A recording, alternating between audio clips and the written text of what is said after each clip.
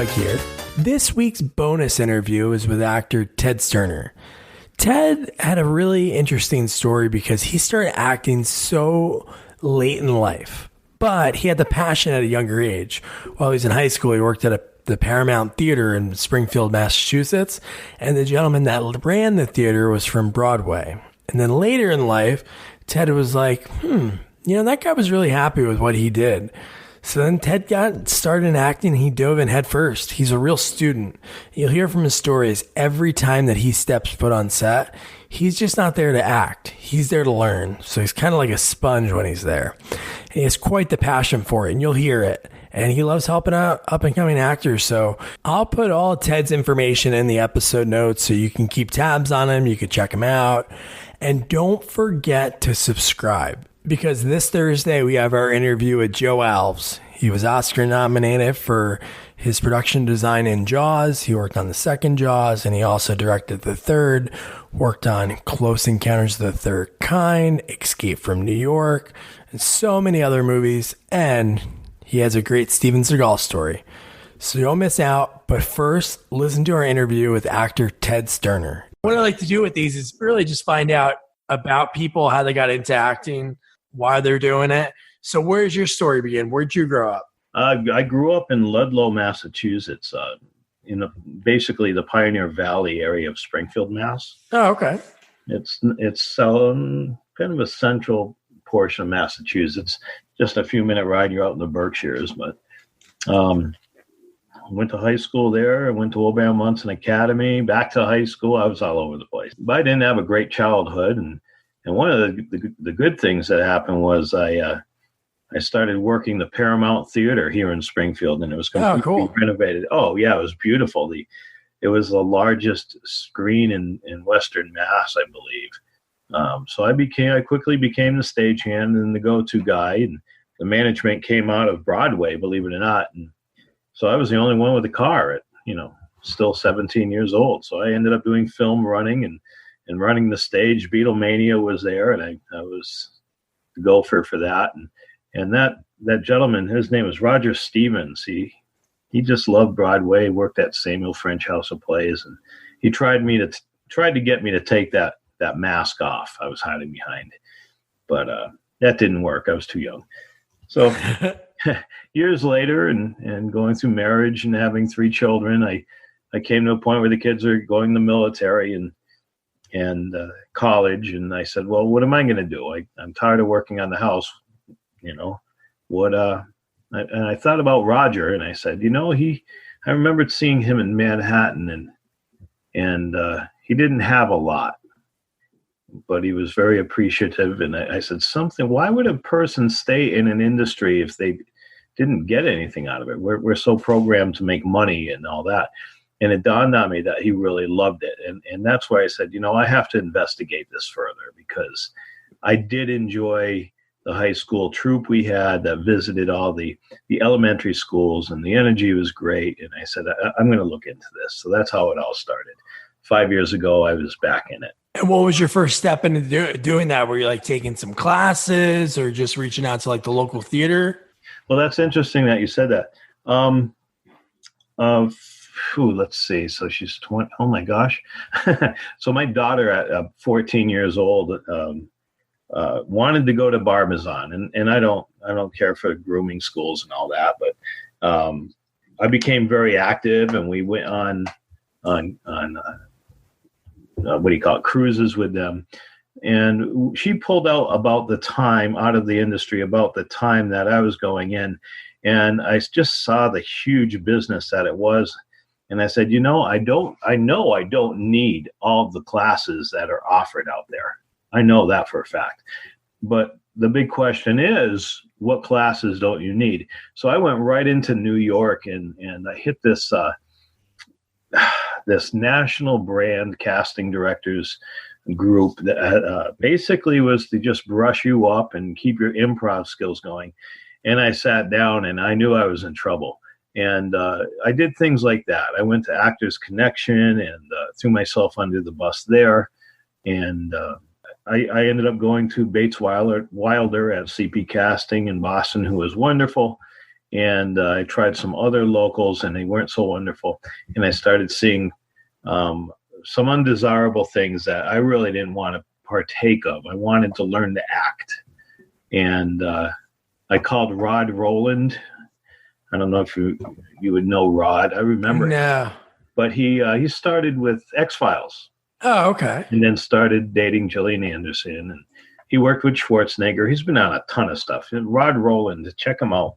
Yeah. And I called him and I said, this is what I think is going on, and this is where I want to be, and this is what I need, and immediately confirmed my suspicions, and we took off. And I haven't really had him for a coach for the last 6 months or so. We speak now and then. I have other people that I run script with that are professionals, usually through Skype and down out in LA. So once I learned script breakdown and learned some tricky exercises, I started booking a lot of indie work and some professional work out of LA. So that's. Do you remember that first one that you cracked, that you were able to get in front of that camera when it mattered? Well, I made the cut. I didn't have any dialogue. The dialogue didn't make the cut. That seems the way that it goes when you say. Yeah. But that would have been Paranormal Lockdown on Discovery, one of the Discovery channels. Oh, cool. Destination America, I think it's called. Yeah, it was a Groff production. Paranormal Lockdown is when they get locked in the house for 72 hours. And I was out here and just happened to get a call. Actually, how did that work? Somebody sent a general notice, and I answered it. And they said, "You're perfect. Come on in." They wanted a selfie, and I just crawled out of a manhole. And I have this. I do communications work and IT work and underground buried communications work for a Class A railroad. And I just broke open incorrectly this composite to seal up wiring, and it squirted in my beard, and it was just chunks of it. And she wants a selfie. So I sent the producer a selfie and explained it. She said, "Oh, don't worry, you're perfect. You're going to be fine." So that was my first time out there. And they reached out a couple times about what is it, Discovery ID and so on and so forth. It's just, it's hard to get into. It's hard to keep active. But that was the first one. One of the movies that I've seen that I really enjoyed was The Polka King. Oh yeah. And you had like a little role in that. Well, it's funny now that with digital filming and everything, it used to be when they had film cameras, try to save the film, get it right. Now they just run it and do huge amounts of script and scene work, a lot of filler, because they don't have to worry about being conservative. They can just swap out the card, and add the data, the film, just save it on hard drive. So what happened was, I believe that was, I got my agent up in northern Boston, and that same week, my LA-based manager at that time reached out to Annie Mulhall, so LDI casting around Providence, and I nailed that. And I met one of my friends there at the wardrobe. They said, "Come dressed as a country music producer. It's what we need for the Emmy." So I went and I met up with my friend, and she's 25 years my junior. So it was pretty funny. They loved the idea because that's LA. And, we went through a lot, and we got all cut down to just one little tiny flash on the screen. So, but that's how it starts. And that's how you get rid of your jitters. And that's how you see the professionals work. Mr. Jack Black stood next to me and looked at me and said, "Boy, I dropped that line after one of the runs." I said, "Oh, yes, you did. Yep. Uh-huh." And we just laugh because we're humans, and the human error isn't going to be what ticks off the producers. It's the lack of knowledge and understanding or effort. So we just had a great time with Mr. Black, and there's some funny things that went on in the back of and behind him that I have to actually reach out and say, hey, look at this raw footage. You're going to die laughing. I can't even think how much we did there, but it really turned out to be just a very small. I think we were on a TV in the grandmother's or the mother's living room as she was watching Jack Black's Emmy Awards. So, oh, really? Yeah. So it's like, well, does that really count for being in a film? Yeah, sure it does. If you saw yourself on that, that's pretty cool. So what would you say? Because you did some other background work, Space People 2, Detroit, Stronger. What would you say was the first time that you were able to, that you felt like, hey, I'm an actor, that you were able to do a role that you enjoyed? Well, first of all, the only background, I have 2 vouchers. I need one more to become a union, and I'm not rushing till I move out of Massachusetts. But I don't really do background anymore. Oh, okay. Even on indies. But for the Society, it's I think that's Netflix. The Society. I took a background role for that because I could get another voucher. Boston Casting called me and said, no one's answering their phone, Ted. Please, we'll get you a voucher. Okay, you got it. And it turned out to be very interesting. I saw the cinematographer on there, Attila Saley, I think that's how it's pronounced, that I had seen on other movies. And Attila started on X-Files, too. He's been around the world. He's a marvelous man. Oh, wow. And I walked by and I said, you're not supposed to talk to anybody, but we're adults. Those rules are there for the unleashed of heart and mouth. But I walked by and I said, hey, Attila, I just want to say every time I see you, you smile to me, you wave to me, you've shaken my hand, you're a true gentleman.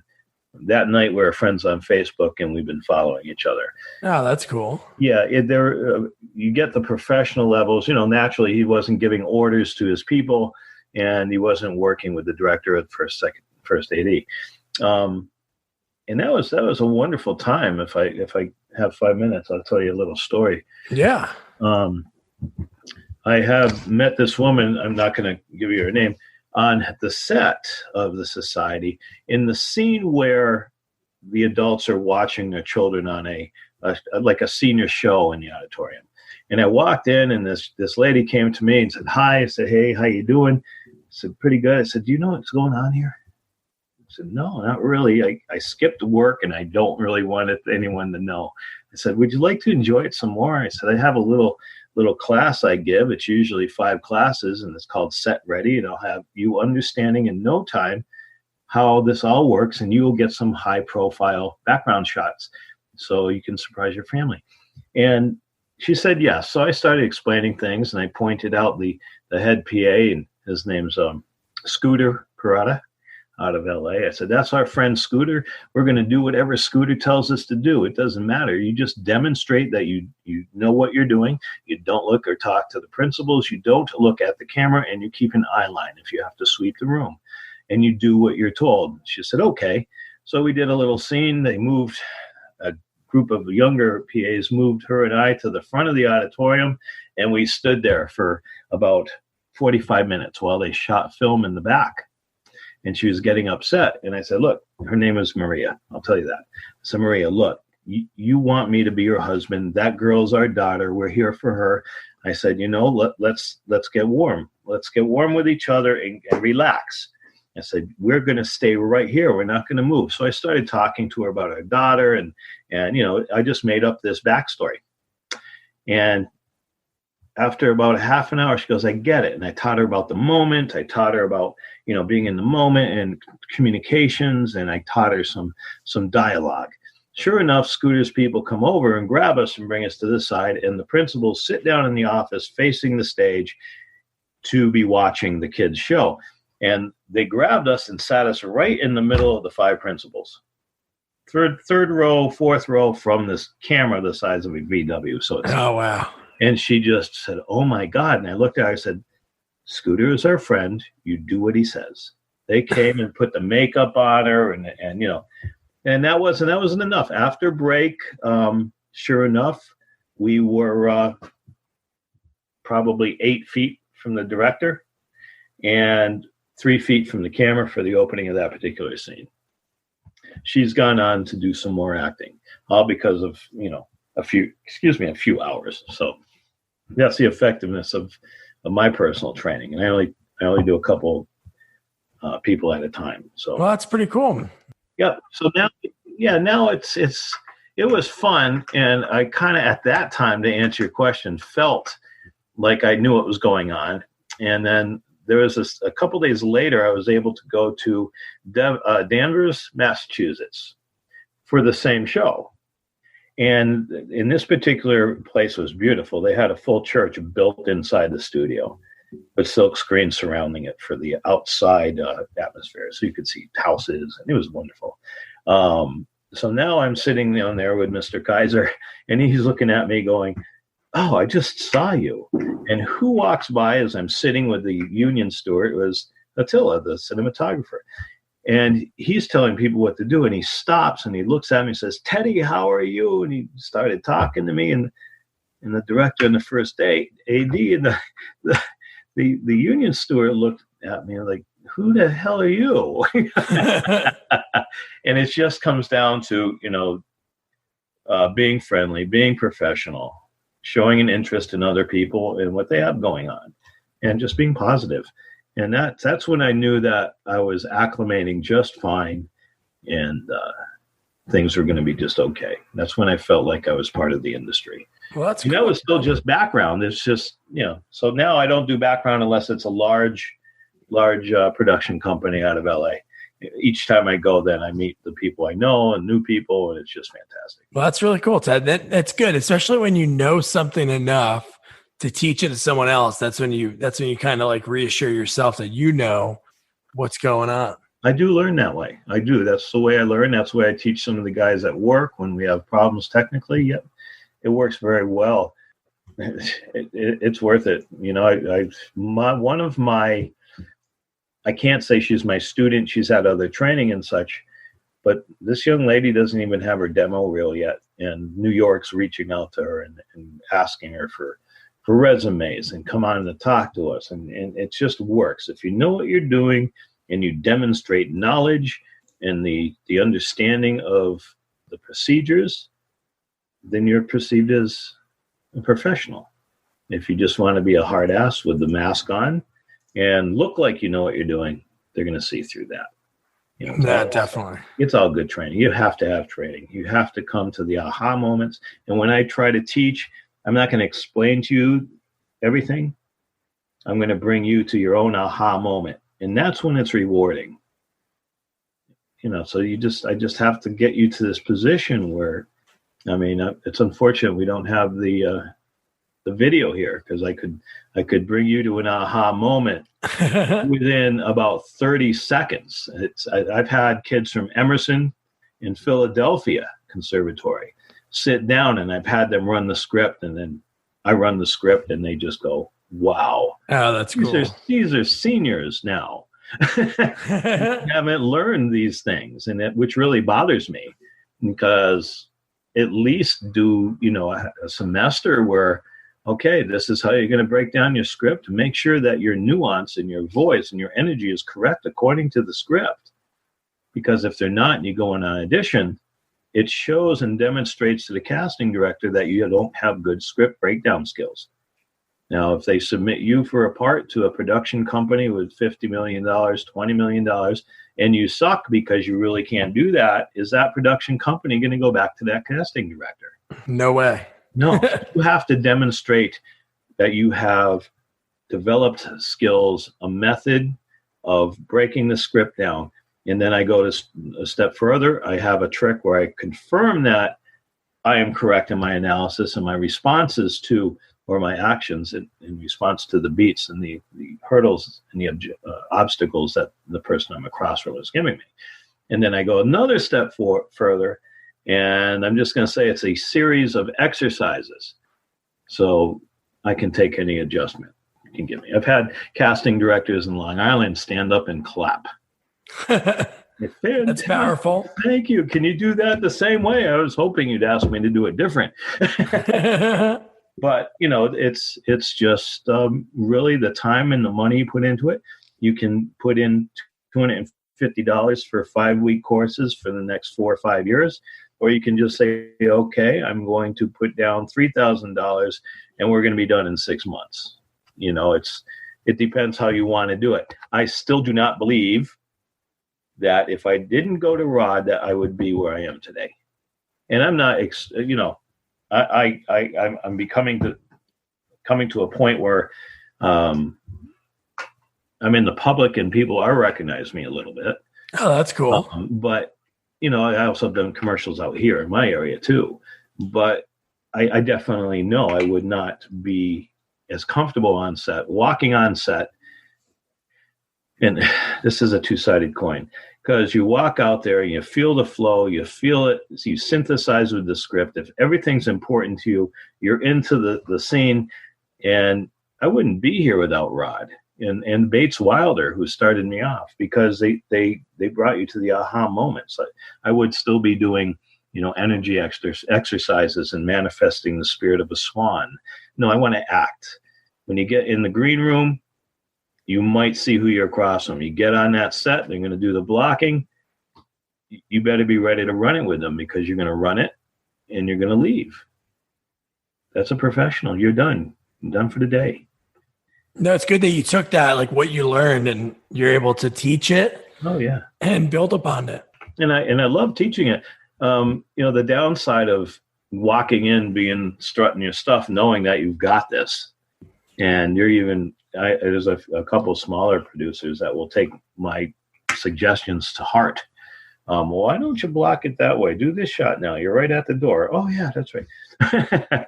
But the downside is you on these indie projects is you're across from people who don't realize they need training. They don't realize what they sound like. They have to come to that aha moment. And that's what I do. They will go through indie project after indie project, being a fill-in for maybe a supporting role or a bit piece. And the little indie producer is going to tell you, you're wonderful. I love you. Come back. So he has somebody. He'll never say, you need to watch Amy Jo Berman videos and you need to get a coach. They'll never say that. And, you're on set and I reach out and go, look, my friend, how much money did you spend? Why don't you call me? Let's talk. Give me 15 minutes and I'll change your life. Because that's what was done with me when I called Rod. My whole head went, oh my gosh. But they don't do it because they're offended. And then what happens, unfortunately, is after 2 years of running around doing indie films and not getting your demo reel, and I'm waiting for mine. It's hard to get. I need to upgrade my mediocre work from years ago. But they get discouraged and they drop out. And they forget that, there was somebody that said, hey, look, it can be much more enjoyable for you. If you do things right, you don't have to memorize your script.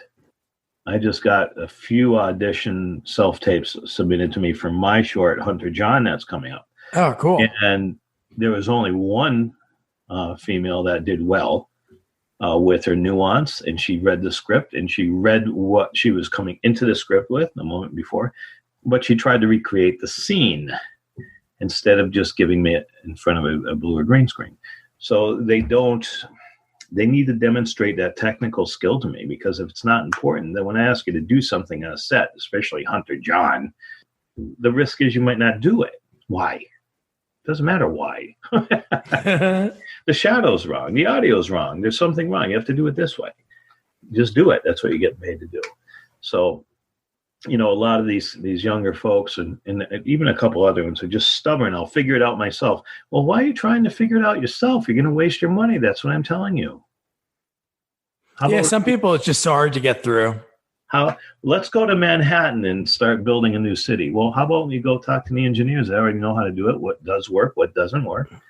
And or put up new power lines. Well, why learn how to do it all over again? We figured it out. Yeah. and a lot of people don't realize that. So that's the flip side of the coin. It's hard for me.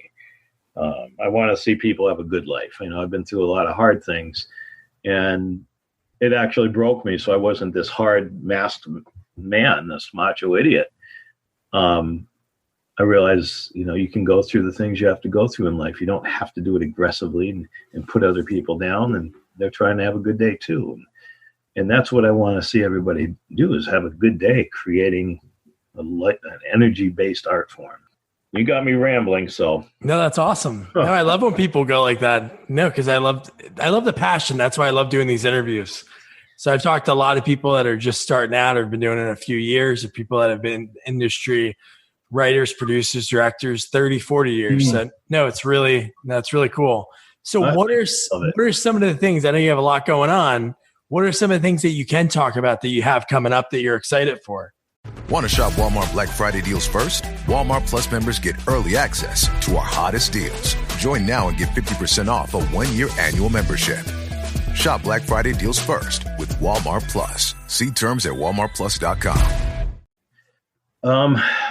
Well, I'm working on one big indie. I'm almost done with that.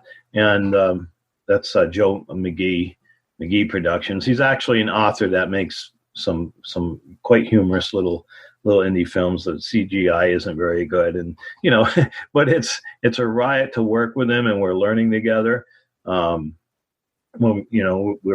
bust each other all the time because I guess we have that common friendship. But what I did this year that I loved was we did one episode, or I would say the first of a series, off a spinoff of The Dinner Party from Narrow Street Films in Chester, New Hampshire. They're a wonderful family of actors, and Terry Traynor started Narrow Street Films. Just the whole family kicks in, and we have a great time doing our period piece. Oh, that's cool. 1906. Yeah, I'm the patriarch there, and it's funny because if I grow my hair and let it, I kind of hunch over at the end of the day anyway. I'm a pretty old man. He's a veteran of the Civil War, and is the only one in the family and probably the town that's sane. I just sit there looking around going, are these people stupid? What, overwhelmed. The only one I care about is the granddaughter, because I want to see my great grandkids. So we did the Fair Fight, which was the first sequel, and that was absolutely fantastic. Very nice gowns for the women, and formal wear for the men. We had a huge, all in fun, kind of silly bar fight scene, a lot of slapstick, and good humor.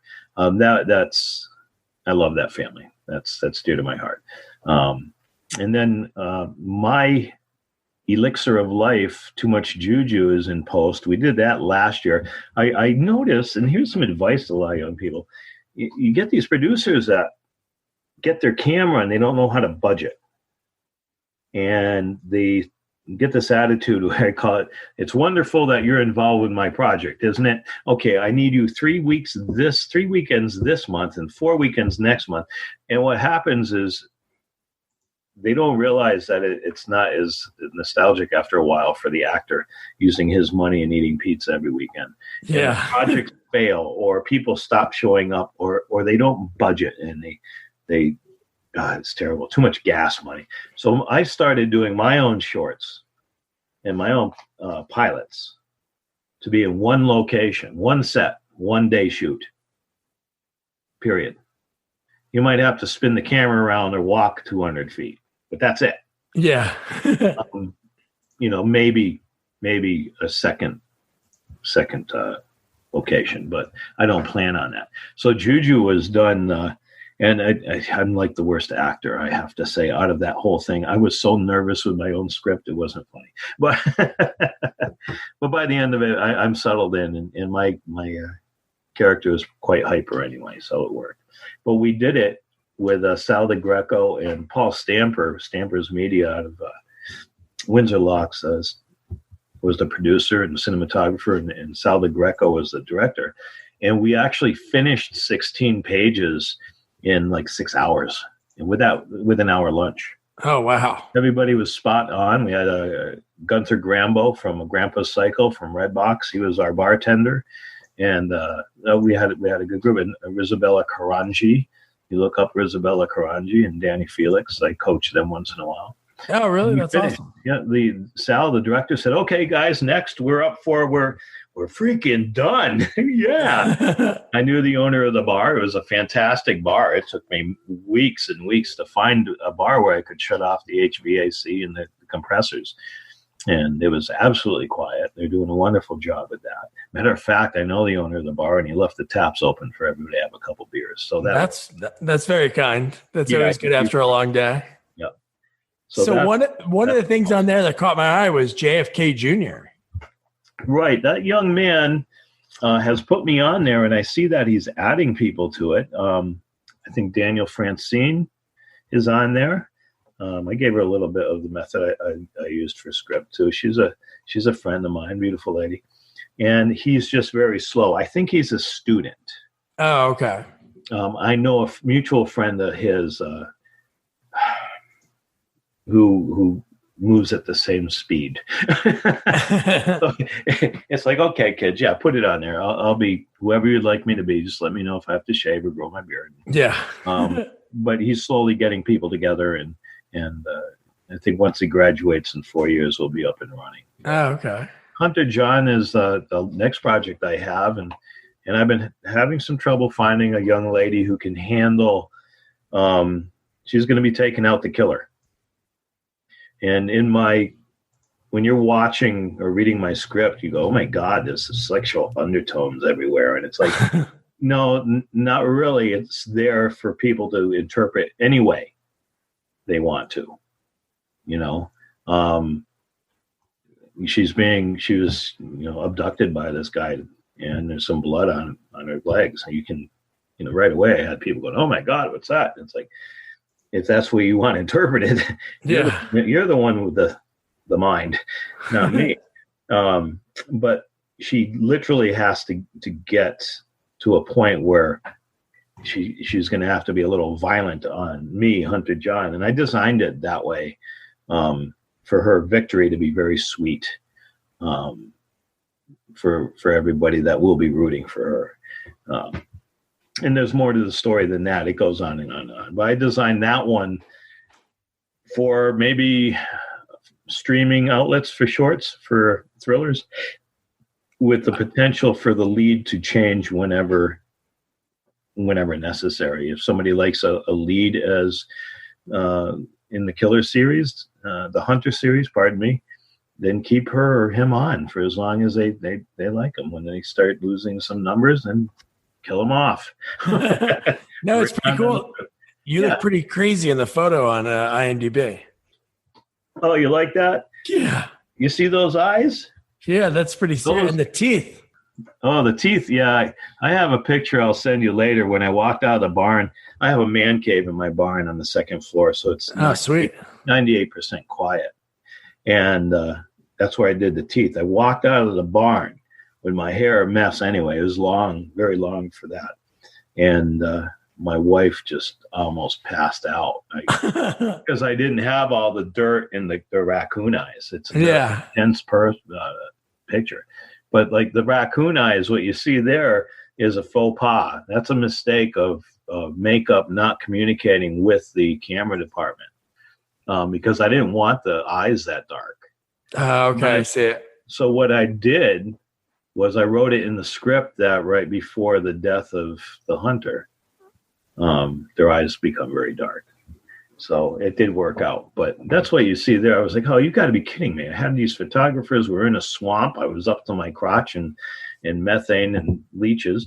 And you guys couldn't tell me to take a makeup wipe and take some. Yeah. Off. But, it went well. Everybody had a good time. And it really put me into character what this maniac was like. But that's cool, man. You're keeping busy for somebody that just did it a few years ago. Yeah, it's really cool how much you love it and you're passionate and you're able to take what you learn, help other people. Yep. And you have a lot going on right now. Sure. And a lot of people say, well, I just had one the other day. Teddy, how do you get commercials? It's like, well, do you work weekends? No. I said, first, do you have any characters you made up on even a still of a character you made up? Go to tedsterner.com and you can see all the pictures and characters I've made up. Crazy teeth, crazy hair, sick.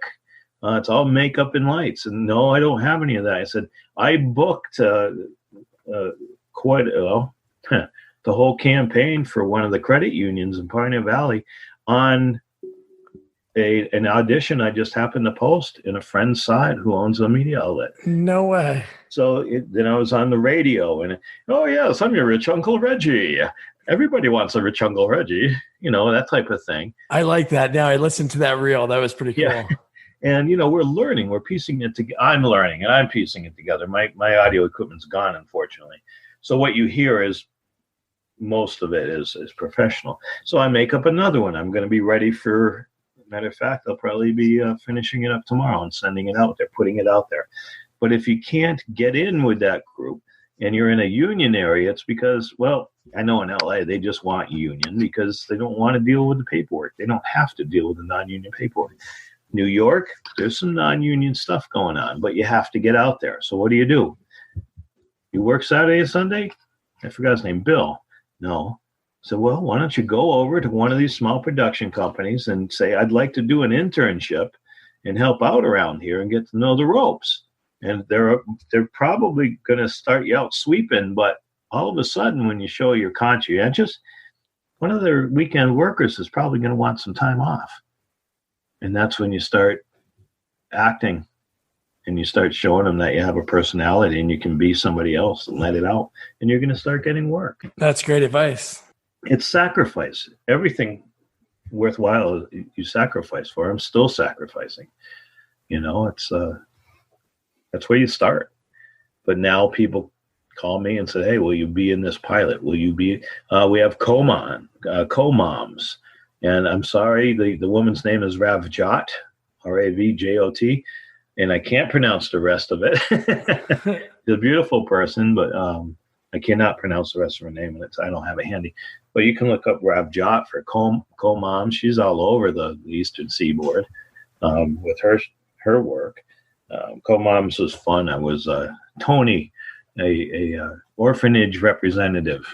Oh, wow. Yeah, and there's a complaint against the co-moms. So I had some good energy changes from when they first charmed me to the end. But yeah, it's awesome. Very interesting and very doable.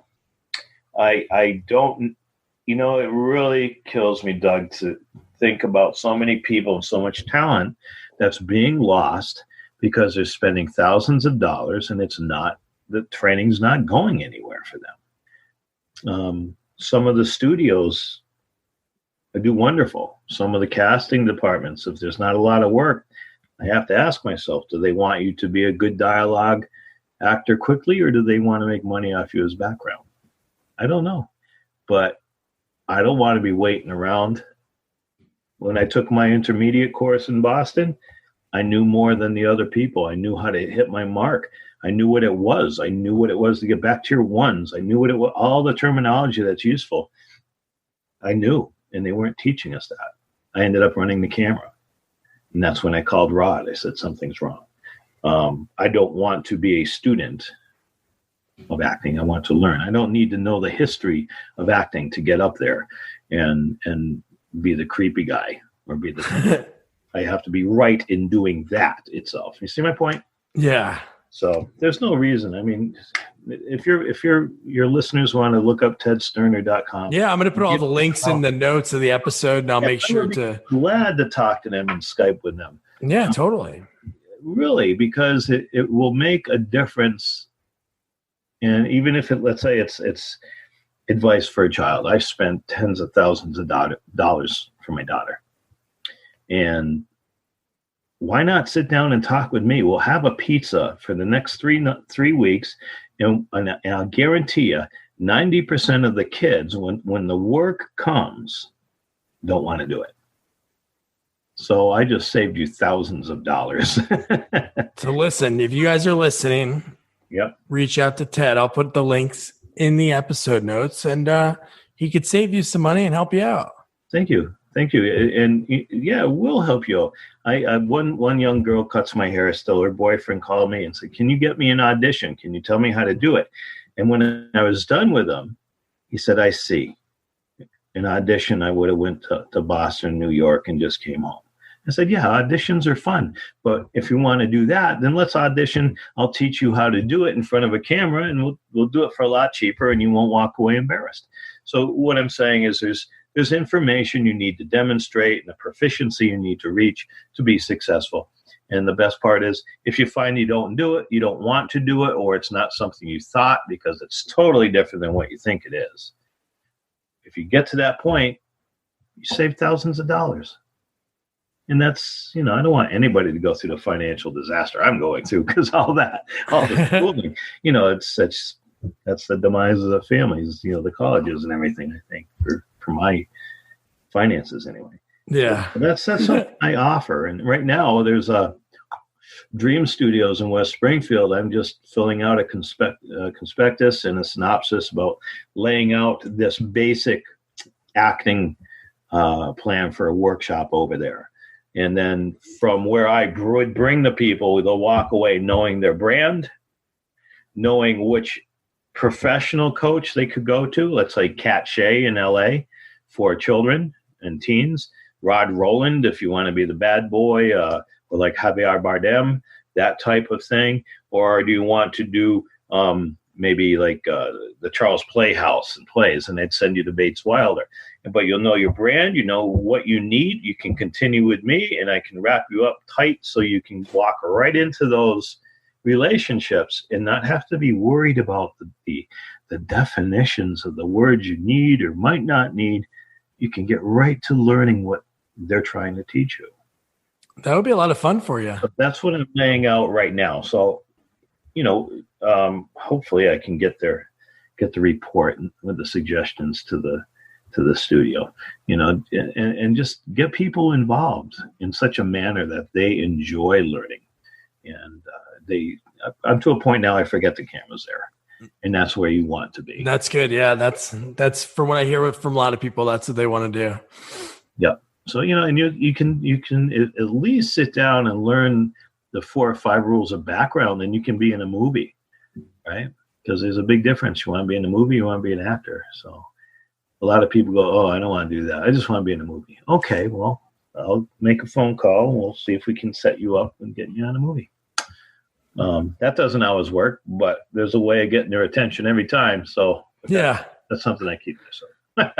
Well, that's awesome, Ted. Well, make sure to send me any links that you want me to put in the episode notes. I'll probably put this out in the next month or two, and then I'll have your IMDb, everything, so people can keep tabs on you. Oh, thank you very much. Yeah, that's my IMDb rating is doing wonderful. I don't know who's visiting, but keep up the good work. I like it.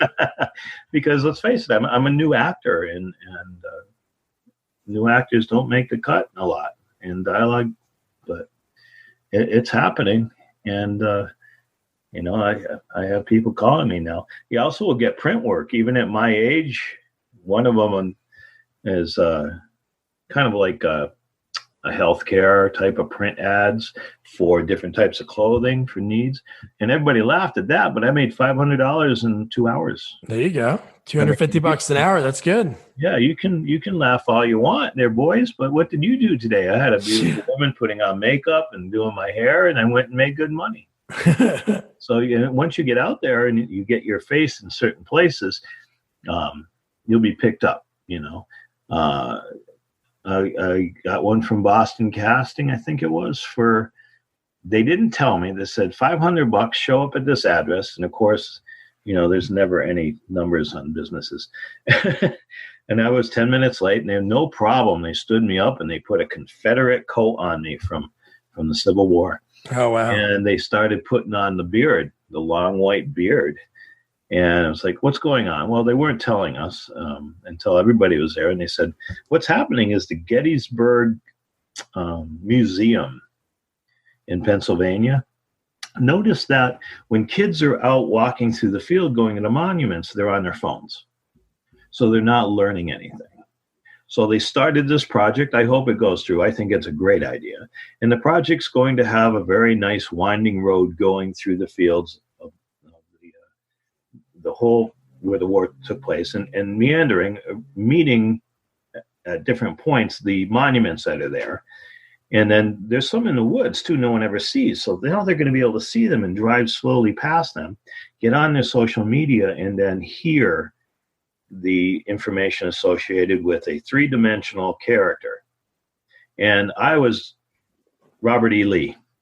Whoa, that's quite the honor. It's a pretty big role. That was my first book report. I said, God, it must be a sign. Oh, wow, that's pretty cool. Yeah, and that was a big role. So you're going to see me when you drive by, all decked out and glaring at you. That's my eyes. I can't help it. So, just different things are going to come your way, and you're going to make money.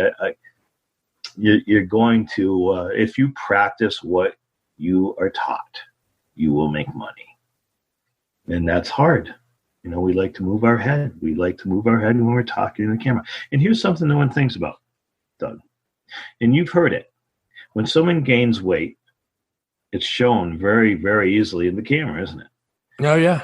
You see these news anchors, and they're ultra skinny in real life because it adds 20% to your body fat, to your body weight. You've heard that. Yeah.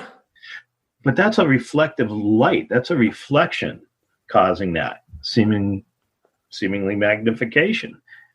So if it does that with light energy and you're bouncing all over it, shaking your head, trying to make your point in the commercial, that looks like you've got some type of tremor or something. You have to learn to be very still and communicate with your eyes and your mouth. I like a little hand movement. I think I'm got a little Ted Knight in me, but that's a good guy to mention. Like that. Something like that you have to practice because you want to try to move and convince the person to buy this product. But when you do that, the movement is magnified and it's terrible. So if you practice what you're told and you do right things at the right time, you don't waste money on headshots and sites and all these other things before you know how to act, you're going to do okay. Get a mentor.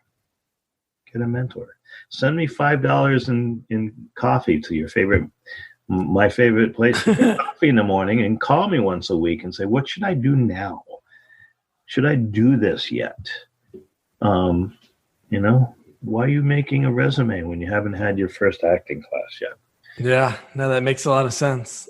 I hope people reach out to you, so I'll have everything in the notes. Yeah, that'll be good.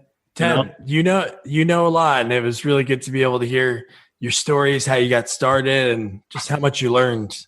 And I wish you the best, and we'll keep in touch.